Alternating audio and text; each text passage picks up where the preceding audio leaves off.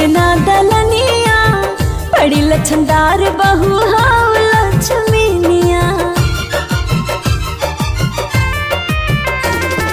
देवर जी के बाड़ तू त सपना के रानी, बड़की बहिन नियन बाड़वे जेठानी।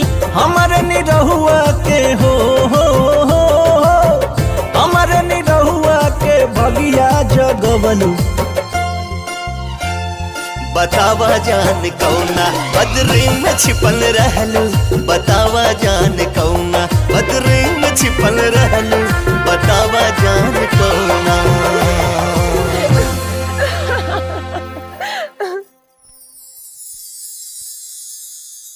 दुल्हन कितना सुंदर लागत आरू, एकदम हिंदी फिल्म के हीरोइन जैसन।